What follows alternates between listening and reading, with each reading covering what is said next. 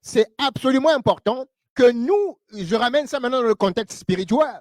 En tant que chrétienne, c'est absolument important de faire l'inventaire des forces. Amen. Et de savoir que le monde dans lequel nous vivons, il y a un combat dans la dimension spirituelle qui est en train de se passer. C'est important que nous, en tant que chrétiens, on identifie ces combats, amen, et qu'on soit capable de savoir exactement c'est quoi les outils, c'est quoi, et c'est quoi le rapport de force que nous avons vis-à-vis de l'ennemi qui se tient devant nous. Est-ce que vous m'entendez ce matin? Alléluia, merci Seigneur. Et justement, l'apôtre Paul, amen, il nous a tellement encouragés dans beaucoup de passages. Un des passages est dans, on ne va pas l'afficher ce matin, 2 Corinthiens 2:11. Il dit, il ne faut pas, on ne doit pas en tant que chrétien ignorer les ruses de l'ennemi. Amen. Parce que si on ignore les ruses de l'ennemi, il va prendre avantage sur nous. Je répète, ce que vous ignorez ne vous couvre pas. Tant pis pour vous si vous êtes ignorant. Ne choisissez jamais l'ignorance. Je répète. Ne choisissez jamais l'ignorance. Amen. La parole de Dieu dit d'ailleurs que mon peuple périt par manque de connaissance, par ignorance. Ce que vous ignorez peut vous coûter cher. Est-ce que vous m'entendez ce matin? Alléluia. Ne choisissez jamais l'ignorance, choisissez la connaissance. C'est pour cette raison-là que l'apôtre Paul dit, amen, que nous devons absolument connaître les ruses, les instruments de Satan. Amen. Pour que nous ne tombions pas sous sa gouverne, pour qu'il ne prenne pas avantage de nous. Est-ce que vous m'entendez ce matin? Et c'est ce même apôtre Paul qui nous dit ici dans Éphésiens chapitre 6, Éphésiens 6, à partir du verset 10, il nous dit, il y a un combat qui est en train de se passer dans ce monde. Le monde dans lequel nous vivons, il n'est pas carré. C'est pas juste 4 murs. C'est pas juste le nord, le sud, l'est, l'ouest. Amen. Il y a un monde dans le monde. Je répète, il y a un monde dans le monde. Il y a un monde, tout un monde spirituel qui est ici au-dessus de ce monde physique. Amen. On ne peut pas l'ignorer. Il dit ici dans Éphésiens au chapitre 6, à partir du 10e verset, Éphésiens 6, à partir du verset 10, Éphésiens 6, à partir du verset 10, la parole dit ceci. Au reste, fortifiez-vous dans le Seigneur. Au reste, fortifiez-vous dans le Seigneur et par sa force toute puissante. C'est bien de savoir que notre Dieu, amen, a une force toute puissante. Est-ce que vous m'entendez ce matin? Si vous m'entendez, dites amen ce matin. Dites encore amen. Alléluia. Et par sa force toute puissante. Et il va plus loin, il dit ceci, revêtez-vous de toutes les armes de Dieu. Pourquoi l'apôtre Paul nous dit de nous revêtir de toutes les armes de Dieu? C'est parce qu'il sait que les enfants de Dieu ont un combat à mener. Si vous ne savez pas que vous êtes en combat, dans un combat, j'ai une mauvaise nouvelle pour vous ce matin. Je répète. Si vous ne pensez pas que vous, en tant que chrétienne, vous êtes dans un combat, j'ai une mauvaise nouvelle. Que vous le vouliez ou pas, ce combat, il est là, il est présent dans votre vie. Amen. Alléluia. Et c'est un combat qui se déroule, il y a plusieurs rounds.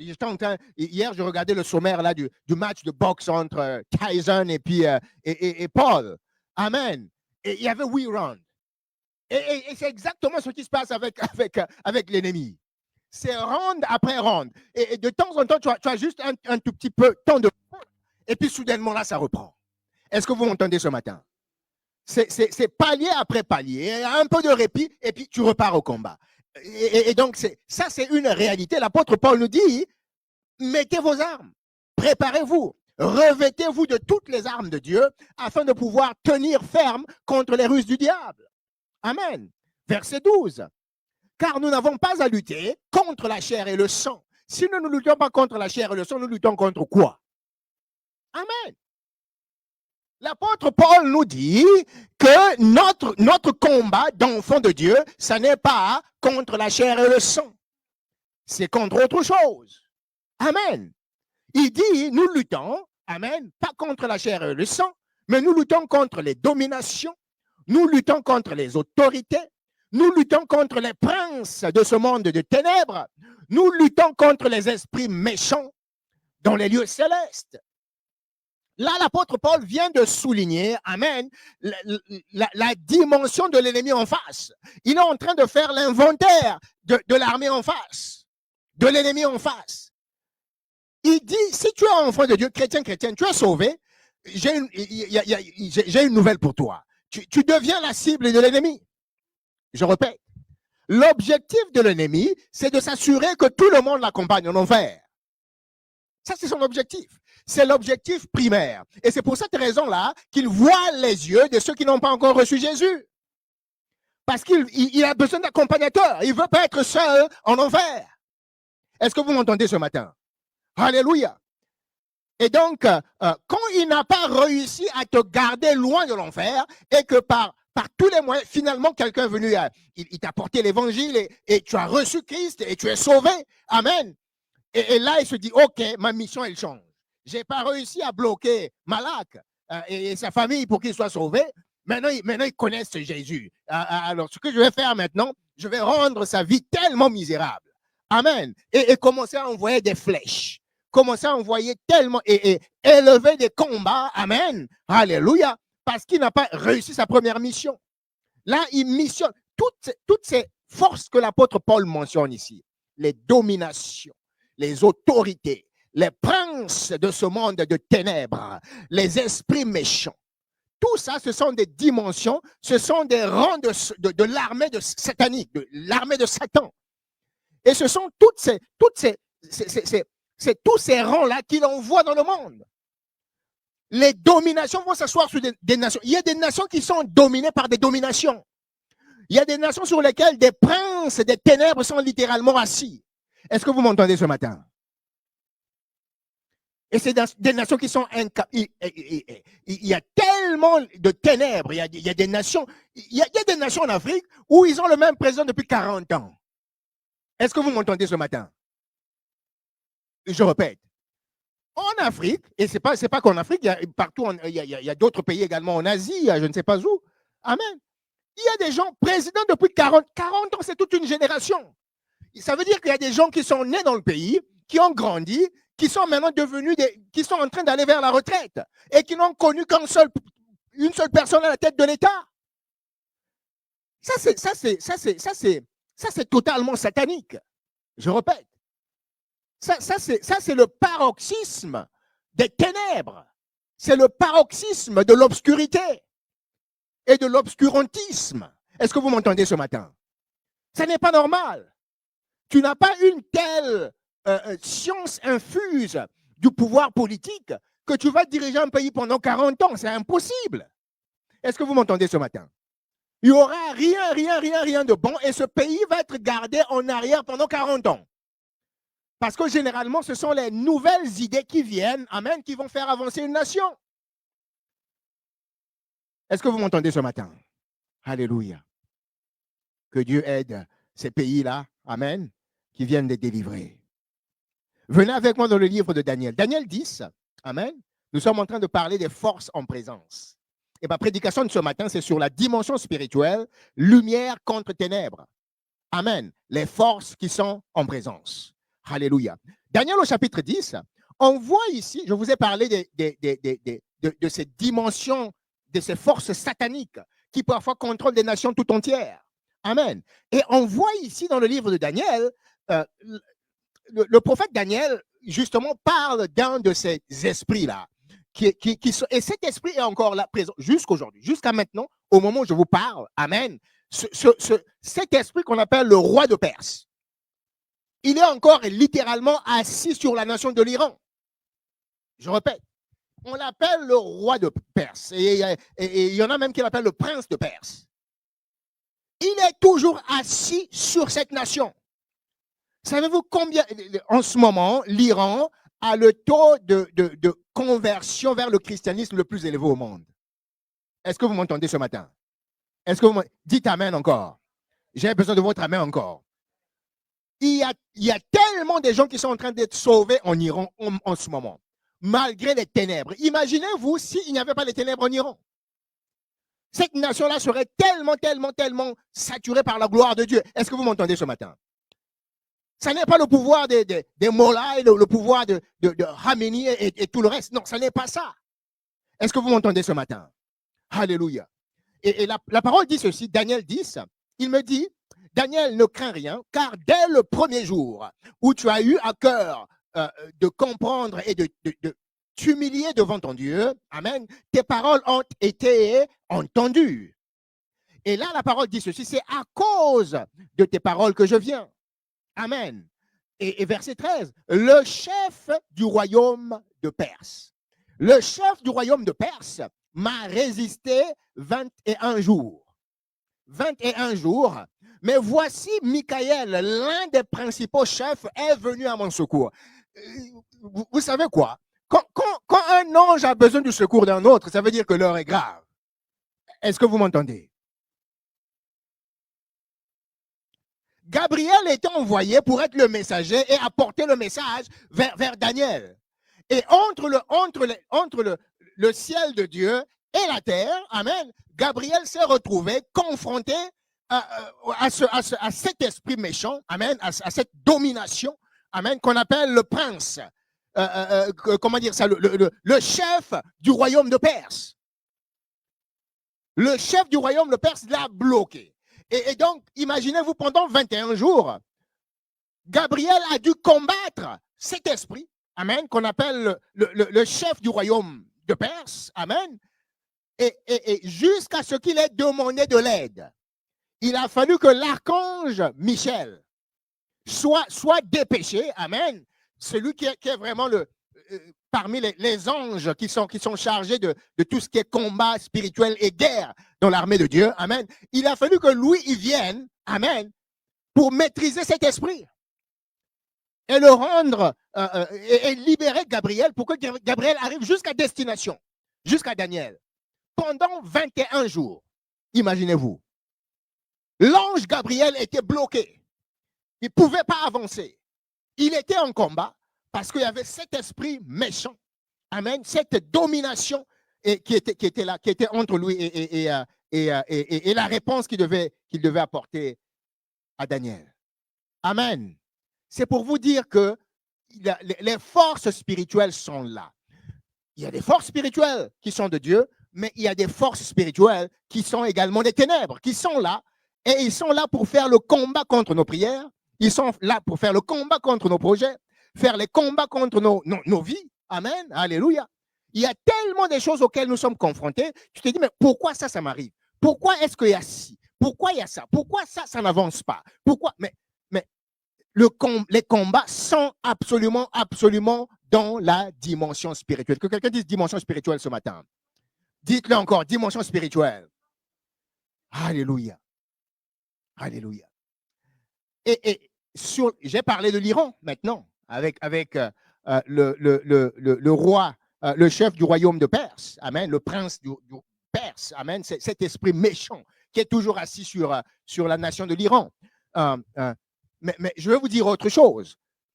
Autant il y a cet esprit qui est assis sur l'Iran, mais dans l'histoire de la planète Terre, je répète, dans l'histoire de la Terre tout entière, amen, il n'y a jamais eu un royaume plus puissant, je répète, il n'y a jamais eu un royaume plus puissant en magie, plus puissant en mysticisme, amen, plus puissant dans les arts occultes que l'Égypte des pharaons. Je répète, il n'y a jamais du tout, il y a eu un seul royaume sur la terre qui a été beaucoup plus puissant en mysticisme, en magie, en occultisme, amen, que l'Égypte. Et je ne parle pas de l'Égypte actuelle, je parle de l'Égypte du temps des pharaons. Est-ce que vous m'entendez ce matin? Alléluia. Alléluia.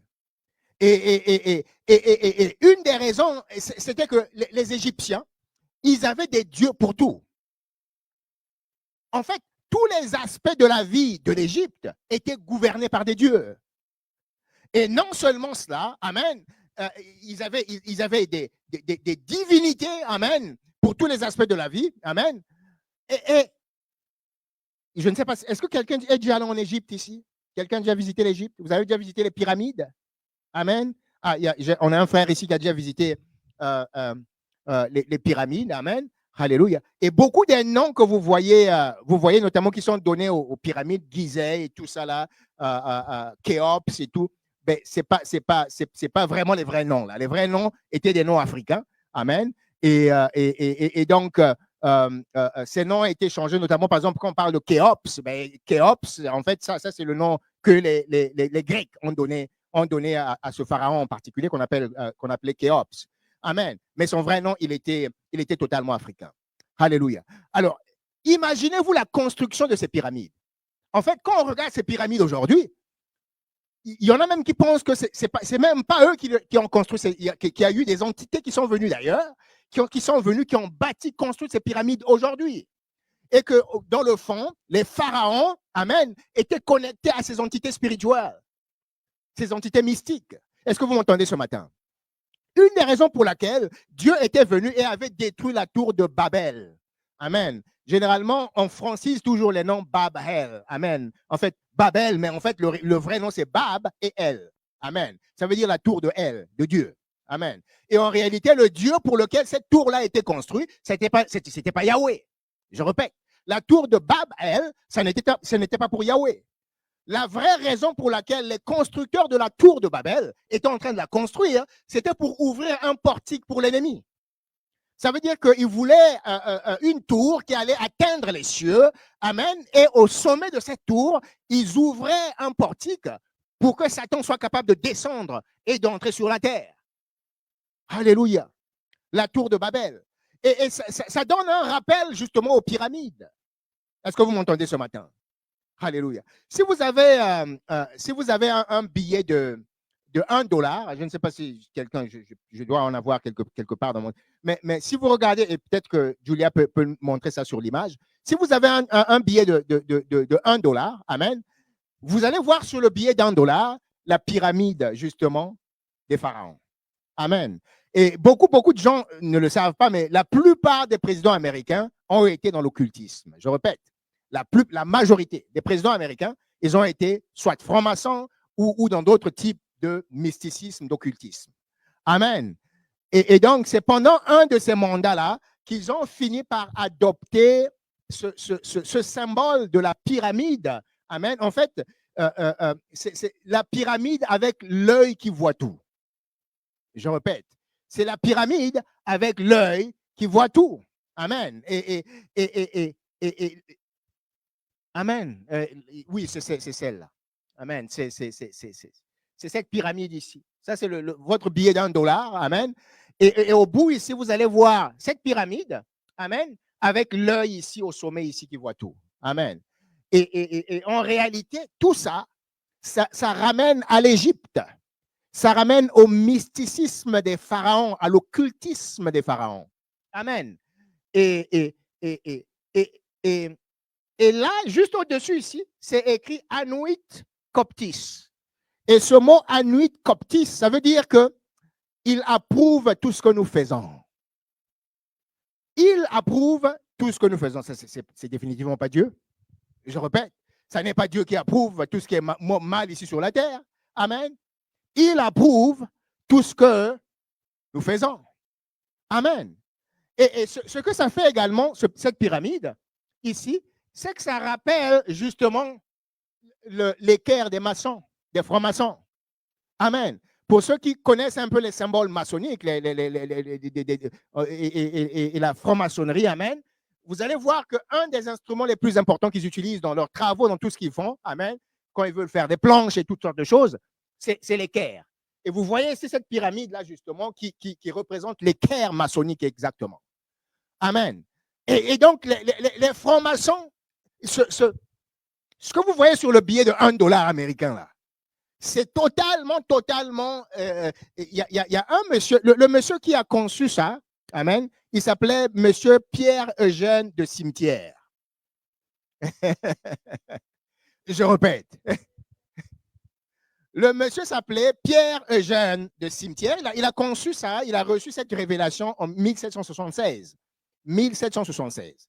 C'est à ce moment-là qu'il a reçu cette vision, amen, et a transcrit ça. Je suis sûr qu'il a reçu ça de l'ennemi, du diable.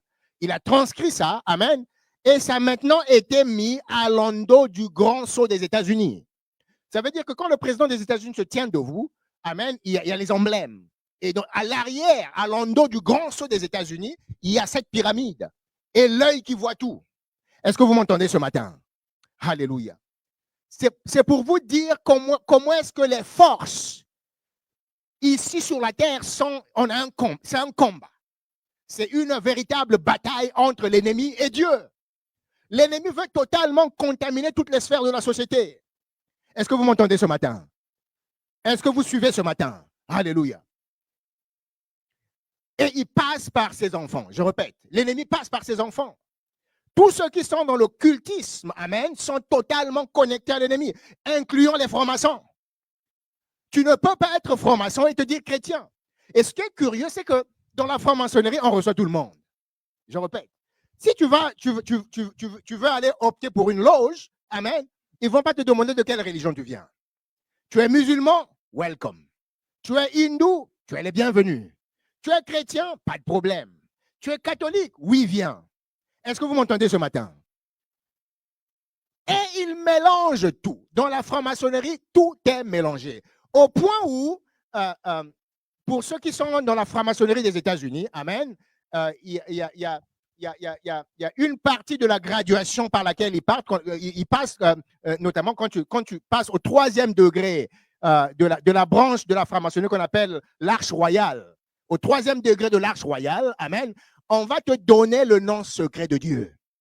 Je répète, 3e degré, et à mesure que tu évolues dans les degrés dans la franc-maçonnerie, on dévoile des choses.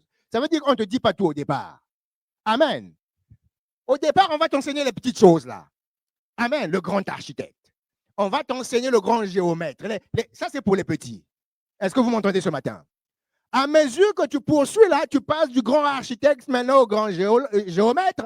Et après le grand géomètre, ce sera le grand superviseur, l'œil qui voit tout. Et là, on va commencer à te dévoiler des choses qu'il n'y a pas possible. Est-ce que vous m'entendez ce matin? N'allez pas regarder ces choses-là, il n'y a rien de bon. Ils disent qu'ils cherchent la lumière, mais ils sont plongés dans les ténèbres. Je répète, ils disent qu'ils cherchent la lumière, mais ils sont réellement plongés dans les ténèbres. Alléluia. 3e degré de l'arche royale. Vous devez trouver, ils vont vous enseigner le nom secret de Dieu. Et vous connaissez ce nom secret de Dieu, amen, qu'ils enseignent dans la franc-maçonnerie? Le nom secret de Dieu, que les chrétiens ne connaissent pas. Ce nom-là, c'est Jabulon. Je répète, c'est un nom qu'on appelle Jabulon. Et en réalité, c'est un nom qui combine tous les dieux. Ils mettent dedans Jéhovah, qui vient de Baal, et On qui vient de Osiris, Ons. Jabulon, ça veut dire Jéhovah, Baal et Osiris. Imaginez-vous, il y a eu même des maçons qui ont protesté. Ils disent, mais vous pouvez pas, vous dites que nous les maçons, nous pouvons croire à Dieu, mais vous pouvez quand même pas mélanger Jéhovah et Baal. Ce Dieu maudit. Ce Dieu qui n'a même pas pu se tenir là quand Élisée s'est tenu devant les prophètes de Baal. Ils ont été totalement brûlés, qui représentent la malédiction. Comment pouvez-vous imaginer, amen, associer Jéhovah, le seul Dieu tout-puissant, avec Baal, dans un seul nom? Il y a un maçon de Caroline, Albert Paille, qui a dit, mais ça ne va pas chez vous, non? Moi, je suis franc-maçon, mais j'adhère même pas à ça. Est-ce que vous m'entendez ce matin? Nous allons évoluer ce matin. Dites Amen ce matin. Dites encore Amen ce matin. Alléluia. Alléluia.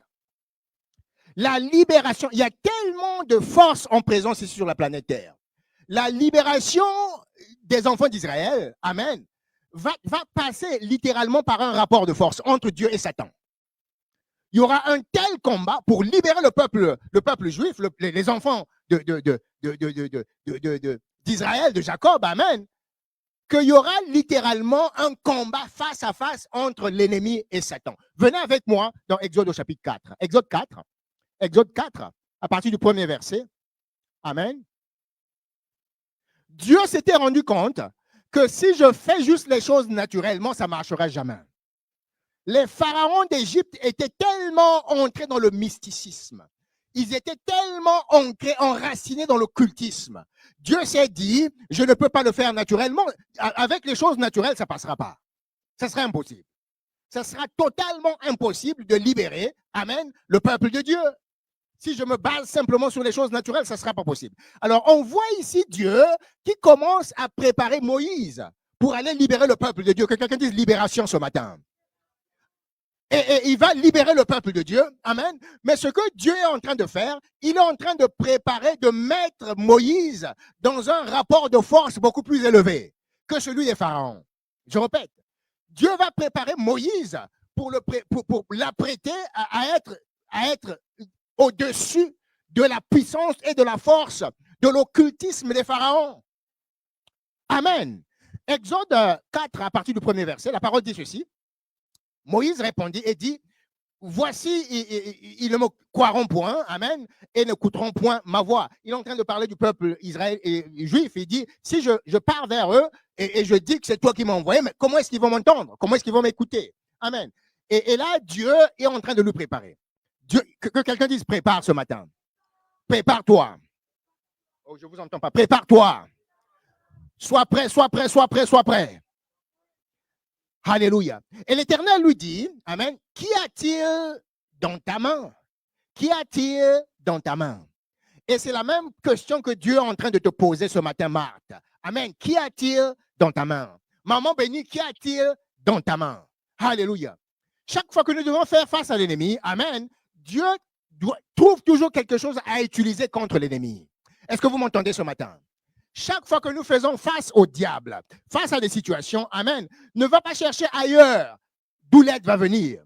L'aide est déjà entre tes mains. L'aide est déjà avec toi. Est-ce que vous m'entendez ce matin? Et Dieu te pose la même question ce matin. Qu'y a-t-il entre tes mains? Tu fais face à une situation, mais demande, montre-moi, c'est quoi? Qu'est-ce qu'il y a autour de moi que je peux utiliser? Est-ce que vous m'entendez ce matin? Alléluia. Qu'est-ce qu'il y avait entre les mains de David? Un lance-pierre. Est-ce que vous m'entendez ce matin? C'est tout ce dont il avait besoin devant Goliath. Est-ce que vous m'entendez ce matin? Qu'avait-il entre les mains de Jaël, la pauvre dame Jaël, devant le grand meurtrier Sisera, le grand général? Jaël, qu'est-ce qu'elle avait entre les mains? Un pieu, juste un petit pieu. Mais c'était une arme suffisante pour détruire le général qui terrorisait tout Israël pendant des décennies. Est-ce que vous m'entendez ce matin? Qu'est-ce qu'il y avait entre les mains de Samson? Une mâchoire, une pauvre mâchoire d'animal. Mais cette mâchoire-là était suffisante, amen, pour anéantir toute une armée. Avec cette mâchoire, Samson est allé, il a foncé contre l'armée qui était devant lui, amen. Et il les a vaincus. Est-ce que vous m'entendez ce matin? Qu'y a-t-il entre tes mains? Alléluia. Et il répondit, une verge. Et l'Éternel lui dit, jette-la par terre. Et il la jeta par terre et elle devint un serpent. Alléluia. Et la parole dit ceci, Moïse fouillait devant lui. Et quand on parle d'un serpent, là, ne vous imaginez pas un petit mini-mini de serpent. Amen. Je suis allé regarder la traduction grecque de ce serpent. Ça veut littéralement dire dragon. Ça veut dire un gros serpent. Amen. Et ce qui est intéressant ici, c'est que quand le bâton de Moïse devient un serpent, Moïse fouille devant son propre bâton. Amen. Dieu va utiliser quelque chose dans ta vie, amen, que quand tu vas le voir, tu vas te dire, Seigneur, ça n'est pas possible. Est-ce que vous m'entendez ce matin? Tu vas même fuir devant ta propre chose que Dieu est capable d'utiliser. Est-ce que vous m'entendez ce matin? Alléluia.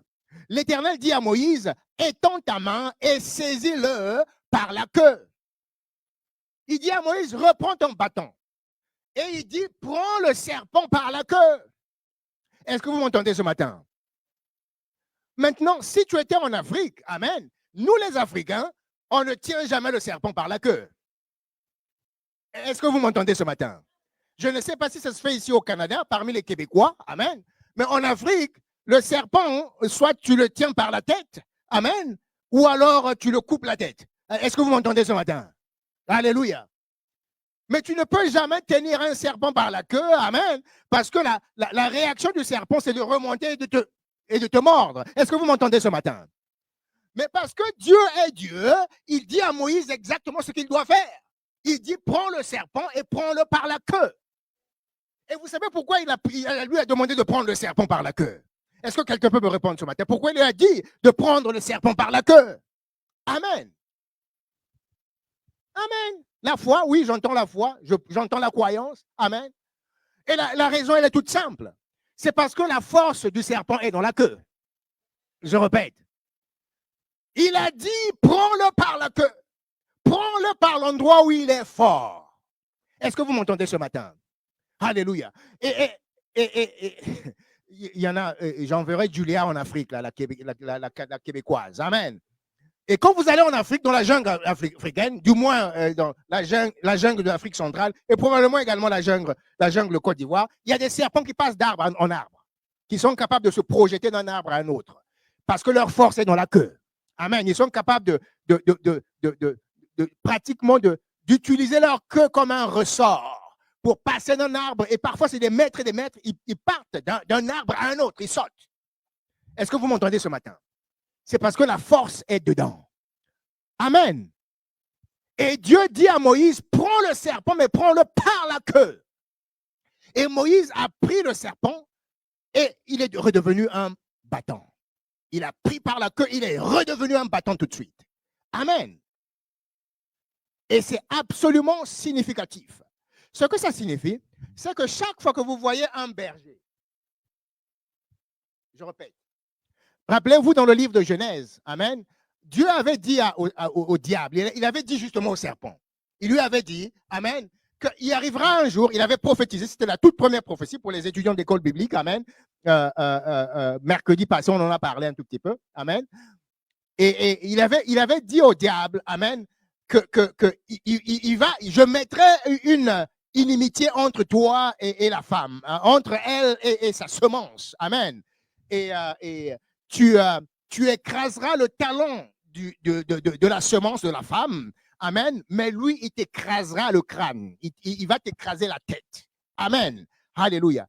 Et littéralement, ce que vous voyez ici avec Moïse et son bâton, c'est une partie de cette révélation. En d'autres termes, quand Moïse a repris le bâton, il a tenu par la queue, amen, ça veut dire que la tête du serpent est en bas. Est-ce que vous m'entendez ce matin? Et chaque fois que Moïse marchait avec ce bâton, il était en train d'écraser la tête de l'ennemi. Oui, que quelqu'un le reçoive ce matin. Chaque fois que Moïse avait ce bâton entre ses mains, il marchait, il écrasait la tête du serpent. La prochaine fois que vous voyez un berger avec une canne, et l'Église catholique, on fait beaucoup de choses comme ça, amen, avec les évêques et tout ça là qui ont toujours une canne. Quand vous voyez la canne de l'évêque, amen, ça veut dire que c'est un serpent qui tient entre ses mains et il est en train de constamment écraser la tête de serpent, la tête de l'ennemi, la tête du diable. Est-ce que vous m'entendez ce matin? Alléluia. C'est un écrasement constant de l'ennemi jusqu'à ce qu'il soit vaincu. Ne regardez plus jamais la canne de votre évêque de la même façon ou du cardinal de la même façon. La canne de l'évêque, la canne du cardinal, la canne du pasteur, c'est un serpent. Alléluia. Et sa mission, c'est de tenir par sa force et d'écraser sa tête. Alléluia. Jusqu'à ce que Dieu établisse la victoire de son peuple. Que quelqu'un dise Amen ce matin. Alléluia. Exode 4. Exode 4. Amen. À partir du 6e verset. Alléluia. On voit Dieu Dieu est en train de donner les outils à Moïse ici. Et je vais vous expliquer la raison pour laquelle il est en train de le faire. Amen. Le premier outil qu'il donne, amen, c'est la canne. Cette canne-là, tout le temps que Moïse a besoin, il peut l'utiliser. Il y a une puissance dedans. Elle peut se changer en serpent. Elle peut faire beaucoup de choses. Elle est capable d'ouvrir une mer, un océan. Est-ce que vous m'entendez ce matin? Alléluia. Et la deuxième chose que Dieu donne à Moïse, c'est le miracle de la main. Amen. À partir du verset 6, amen, l'Éternel lui dit encore, il dit encore à Moïse, mets ta main dans ton sang. Il mit sa main dans son sang, puis il la retira, et voici sa main était couverte de lèpre.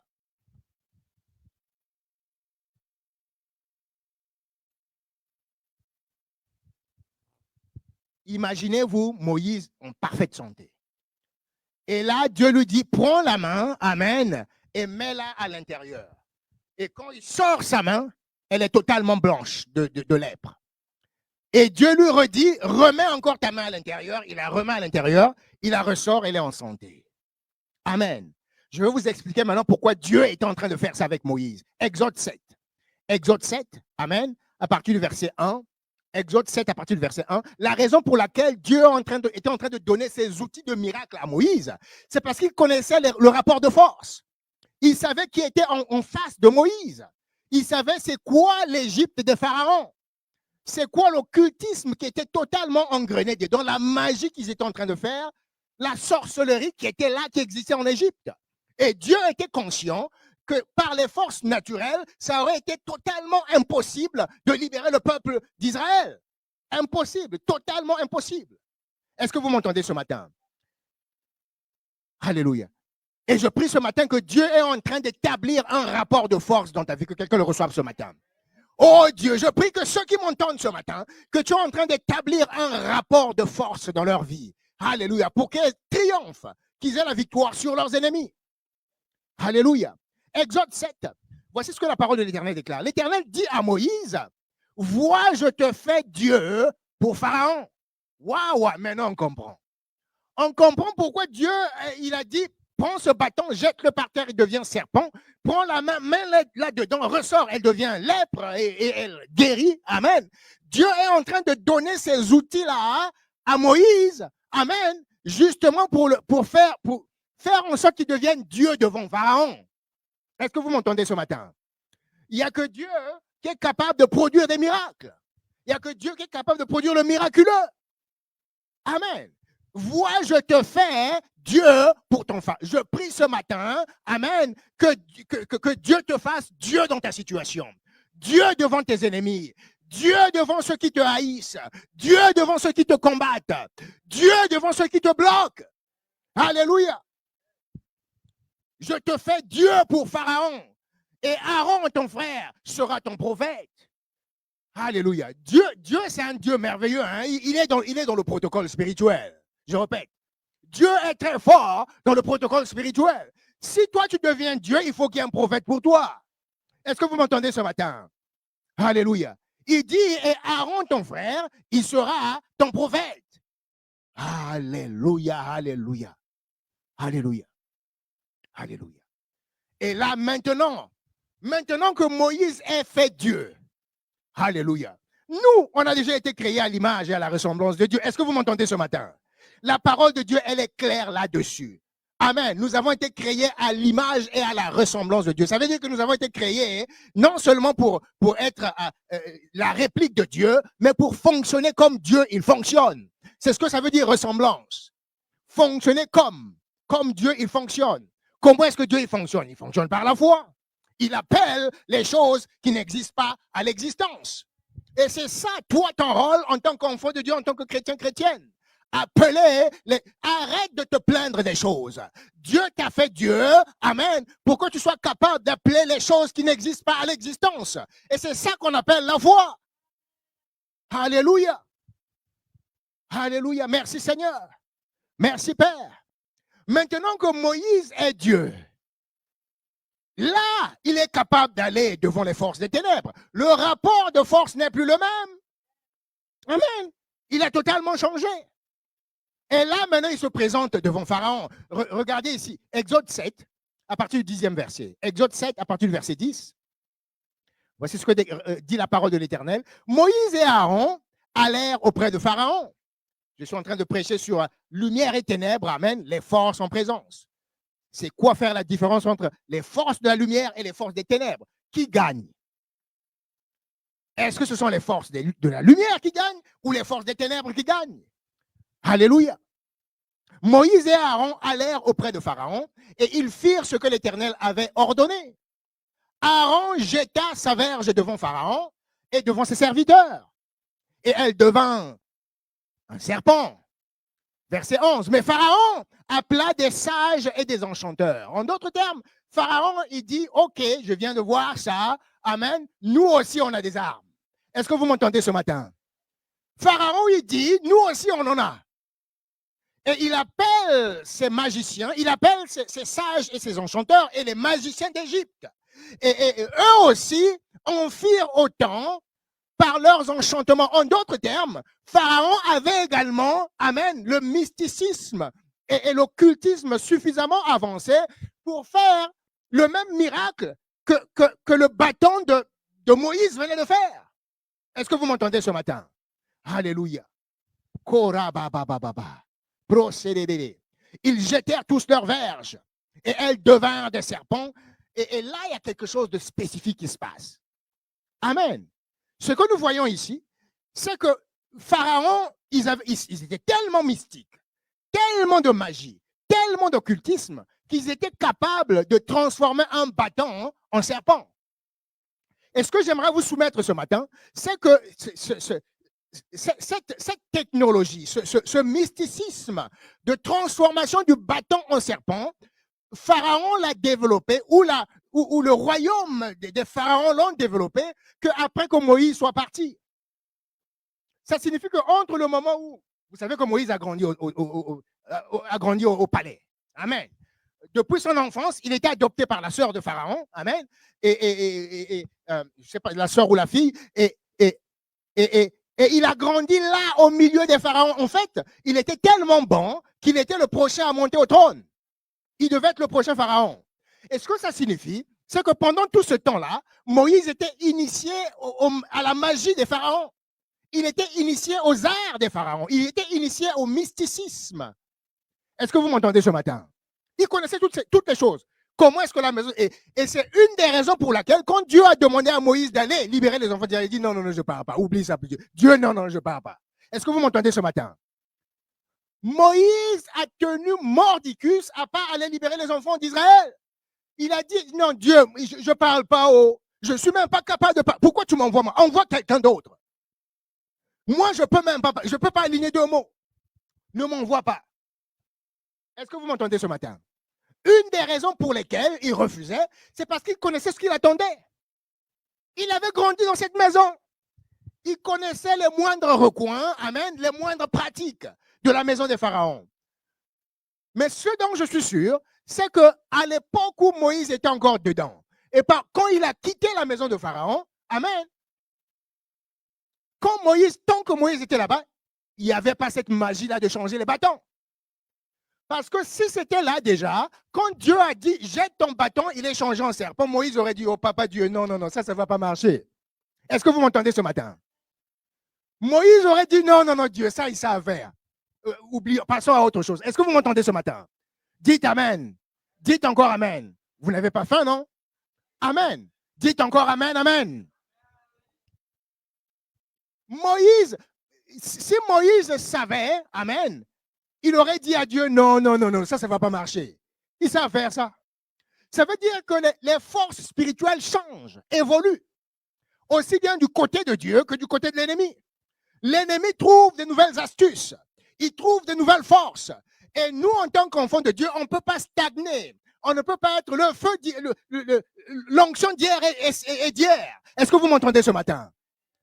Il faut de nouvelles choses, il faut de nouvelles forces. Il faut aller à un niveau beaucoup plus haut, plus élevé. Est-ce que vous m'entendez ce matin? Recevez ce matin. Je dis, il faut refuser de vivre une chrétienté stagnante. De faire du surplace dans votre vie spirituelle.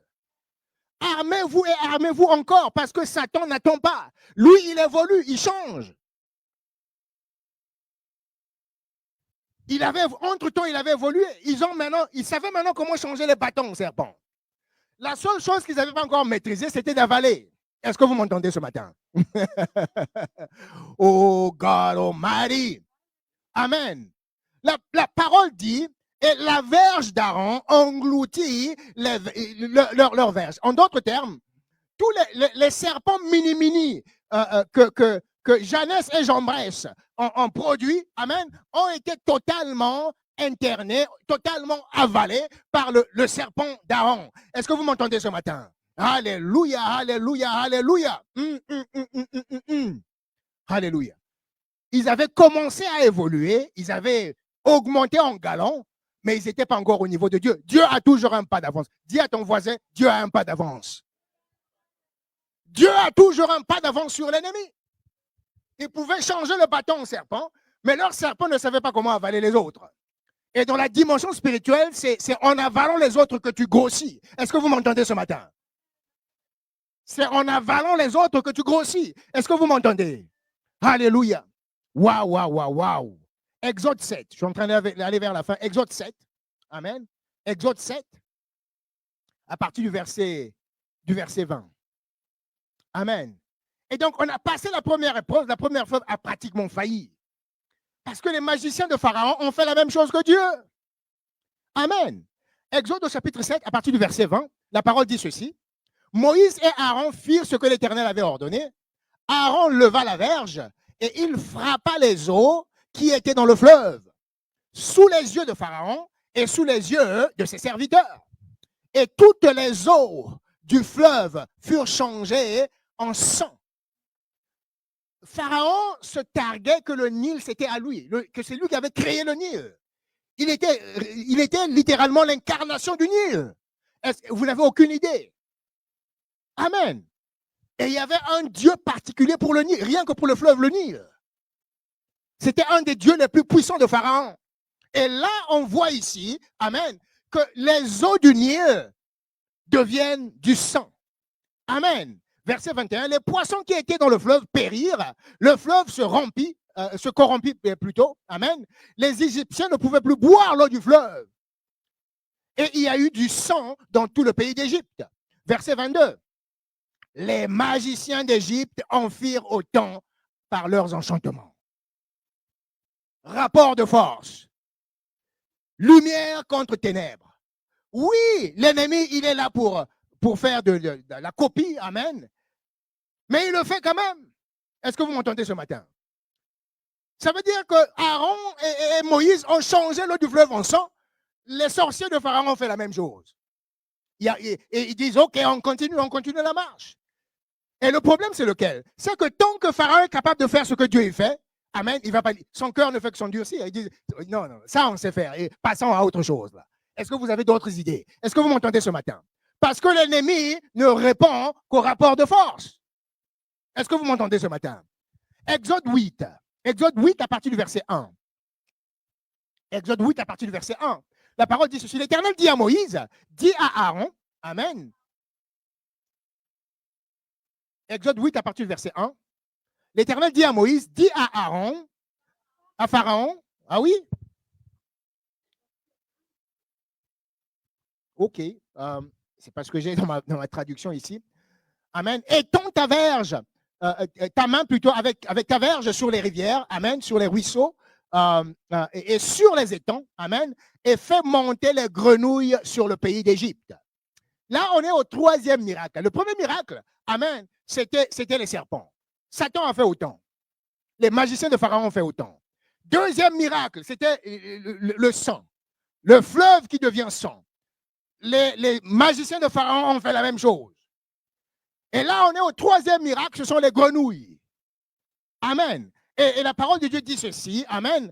Et les grenouilles montèrent et couvrirent le pays d'Égypte.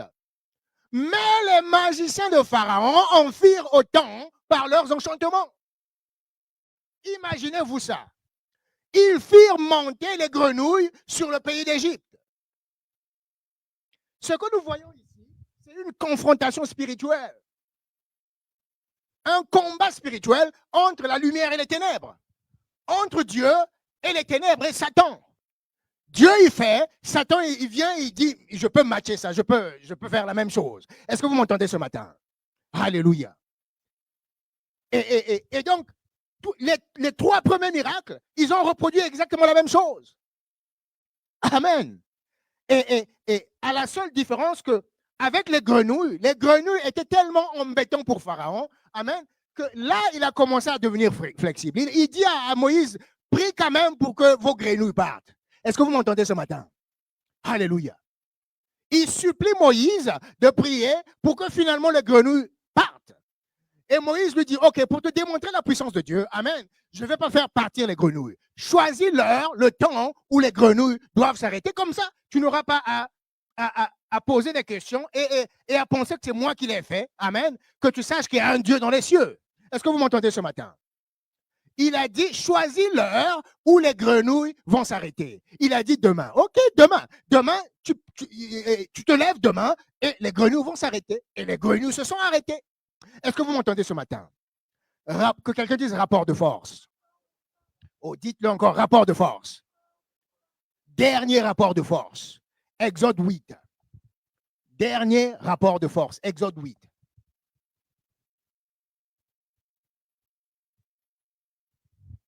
Dernier rapport de force.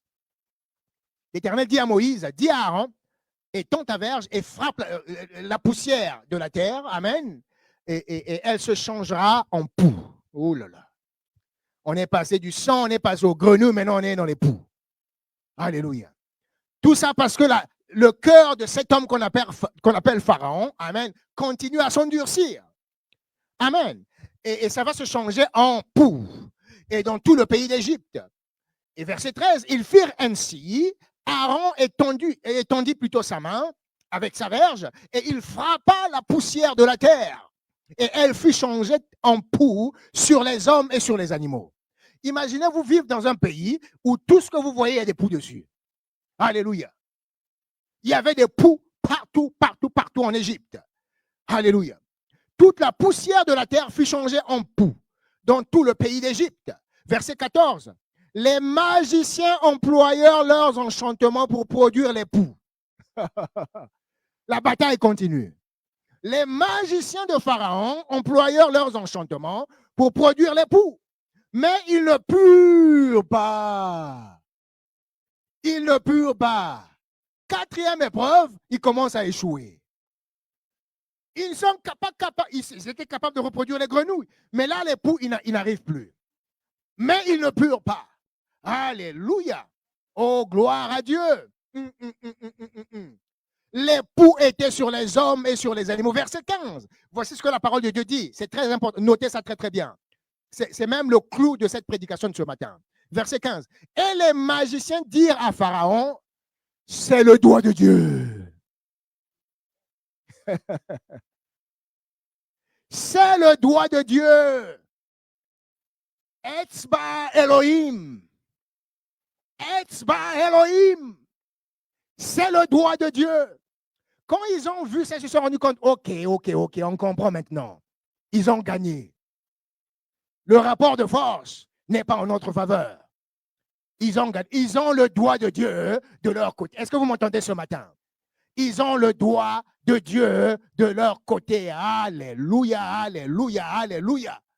La dernière fois que j'avais vu le doigt de Dieu, amen, il y avait un roi qui était prêt à désacrer les outils totalement consacrés du temple de Jérusalem. Est-ce que vous vous rappelez de cette affaire-là?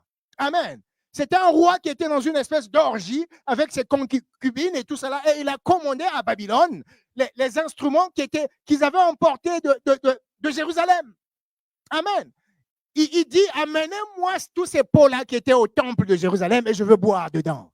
Est-ce que vous m'entendez? Et soudainement, la parole de Dieu dit que le doigt de Dieu est apparu. Et le doigt de Dieu a commencé à écrire.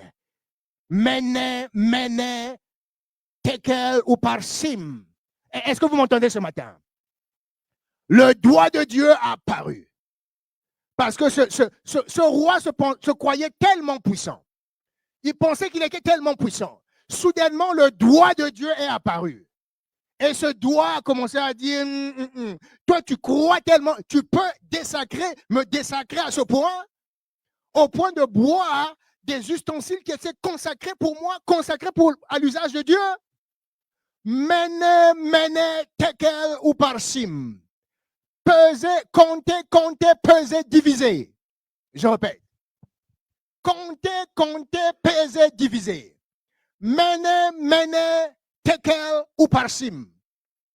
Je t'ai pesé, je t'ai compté, je t'ai pesé et maintenant je t'arrête. Est-ce que vous m'entendez ce matin? On peut monter avec Dieu, avec ses magies jusqu'à un certain point. Mais à un moment donné, mene, tekel ou parsim. Le doigt de Dieu viendra et il va paraître. Est-ce que vous m'entendez ce matin? Alléluia. Le doigt de Dieu, en hébreu, le mot c'est etzba. Etzba Elohim. Etzba Elohim. Le doigt de Dieu, ça signifie la force, la puissance illimitée de l'Esprit de Dieu. Je répète, Le doigt de Dieu, c'est la force, la puissance illimitée, totalement sans limite, illimitée de l'Esprit de Dieu. Quand le doigt, et quand les magiciens de Pharaon ont vu ça, ils disent, oh, ça c'est la puissance illimitée. On ne peut pas faire face à ça, c'est impossible. Oubliez ça, là, arrangeons-nous. C'est le doigt de Dieu. C'est la puissance illimitée de Yahweh. On ne pourra jamais les combattre et gagner. C'est impossible. Il faut laisser le peuple partir, là. On ne pourra pas faire face. Est-ce que vous m'entendez ce matin? Alléluia. Alléluia. Venez avec moi dans Luc au chapitre 18.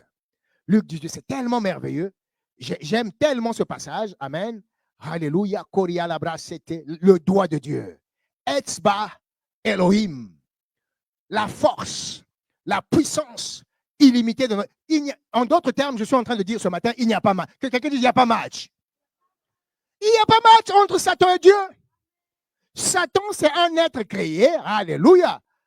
Et le Créateur ne peut même pas se battre contre ce qu'il a créé. Est-ce que vous m'entendez ce matin?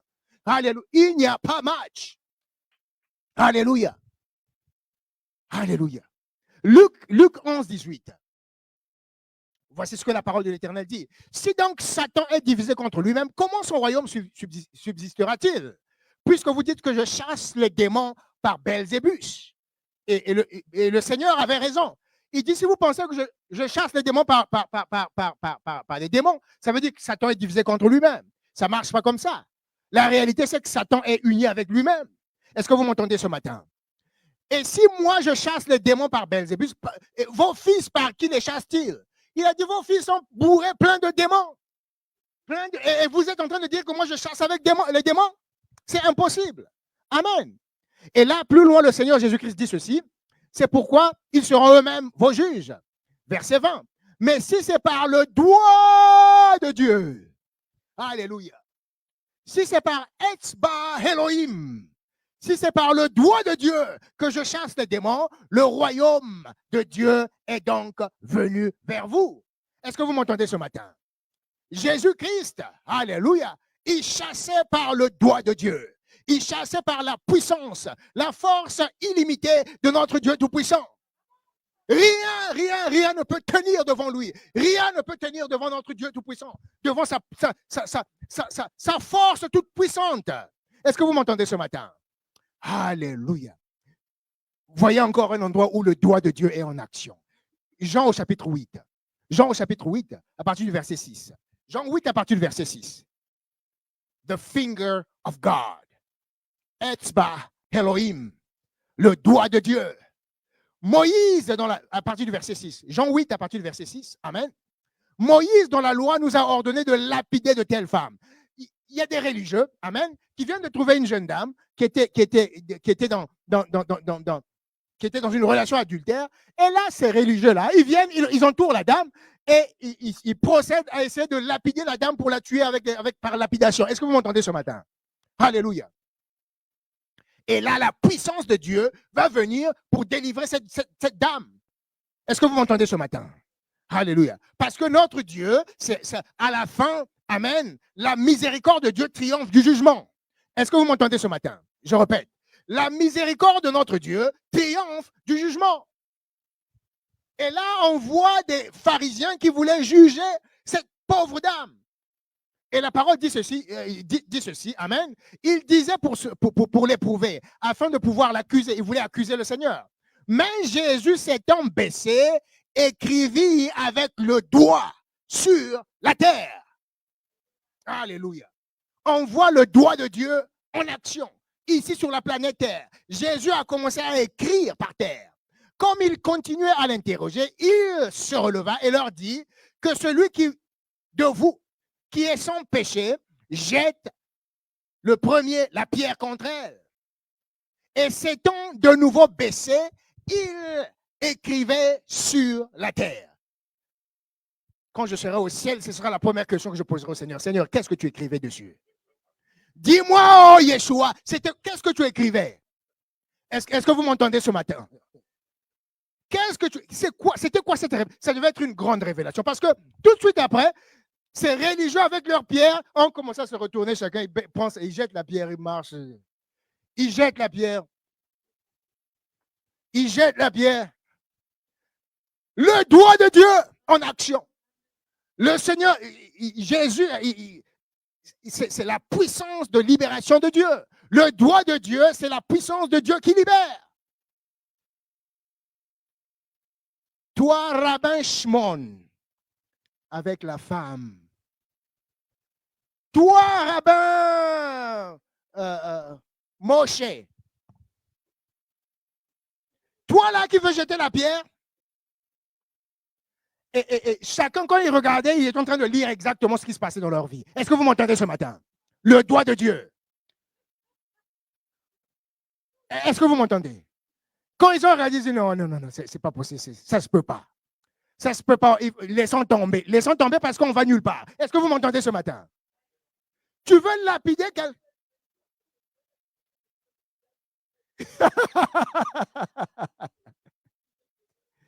Alléluia.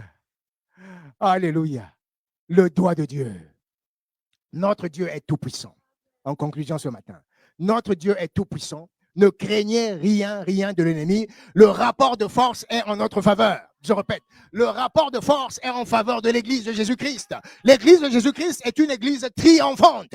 Je répète, nous sommes l'Église triomphante. Nous sommes la lumière du monde. Nous sommes le sel de la terre. Est-ce que vous m'entendez ce matin? Il n'y a rien qui viendra nuire à la vie d'un enfant de Dieu qui reconnaît qui a son Dieu, qui a une vraie relation avec le Seigneur, qui a une vraie relation avec Jésus. Est-ce que vous m'entendez? Alléluia. La puissance de Dieu est à l'œuvre dans ta vie. Le doigt de Dieu, amen, la puissance, la force illimitée de notre Dieu tout-puissant est à l'œuvre en toi, dans ta vie. Rien ne peut jamais te nuire. Amen. Parce que ton Dieu est tout puissant. Alléluia. Le diable, l'ennemi est sous nos pieds. Amen. Recevez ce matin dans le nom puissant de Jésus. Amen. Alléluia. Soyez bénis. Soyez bénis ce matin. Nous allons nous lever.